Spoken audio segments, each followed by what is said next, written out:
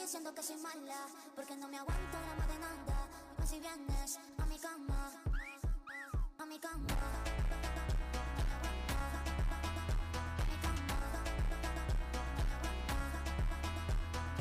Proceeding cautiously, but in the next second, the ground beside him suddenly exploded, and then a large net was immediately pulled up. Seeing this, the ambushers around rushed out, but before they could launch an attack, the net suddenly exploded. It turned out that the captured Iron Blood warrior launched an attack. With one energy shot, the out-of-control trap directly hit a team member. But the group didn't have time to check on their companion's situation, because they finally saw the enemy, who had been hiding in the shadows. He could move continuously between tree trunks like a monkey. Then the Predator even voluntarily deactivated his cloaking, which was undoubtedly a provocation to the Special Forces team. Seeing that the enemy who had finally appeared was trying to escape, Mike picked up his weapon and immediately chased after him. Watching Mike rush into the jungle despite warnings, Arnold hurriedly instructed the other team members to retreat towards the helicopter, while he intended to support his comrade. However, Dylan stopped him, as his men had all died at the hands of the Predator, and now Dylan wanted to personally avenge them. He immediately pursued in the direction Mike had gone. Arnold then helped the injured team member and began to retreat.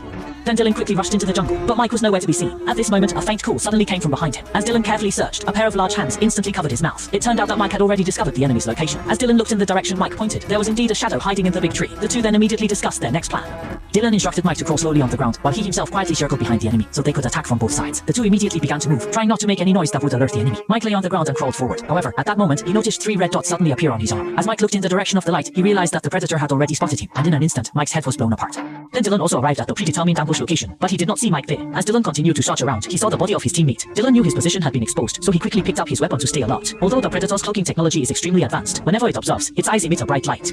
Dylan immediately wanted to launch an attack, but the Predator was clearly faster, and in an instant, Dylan's arm was blown off. At this moment, the severed hand continued shooting under neural command. The pain from the severed arm made Dylan scream in agony, but he had no time to treat the wound because the Predator was rapidly charging at him. Seeing this, Dylan immediately wanted to grab another weapon, but at that moment, the Predator had already extended its blade. Before Dylan could fire, the Predator directly pierced his chest. Dylan's scream instantly echoed through the entire forest. The squad, in the midst of retreating, immediately halted. They knew the other 2 team members were likely doomed, and at this moment, Billy suddenly dropped her weapon. She knew that if things continued like this, everyone would die. She decided to buy time for the other teammates to escape.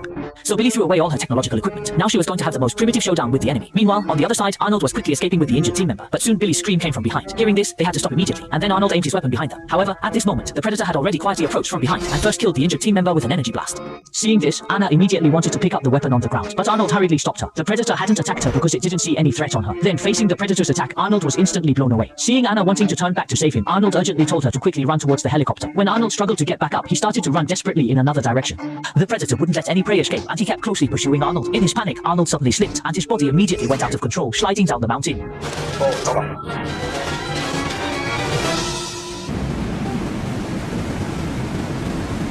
Fortunately, at the end of the cliff was a large river. When Arnold resurfaced, he hurriedly swam towards the shore. Arnold was already exhausted, but before he could rest for a moment, he heard a splash behind him. As Arnold turned to look, he saw that the Predator had caught up again. Seeing the enemy getting closer, Arnold could only keep retreating, but soon there was no way back behind him.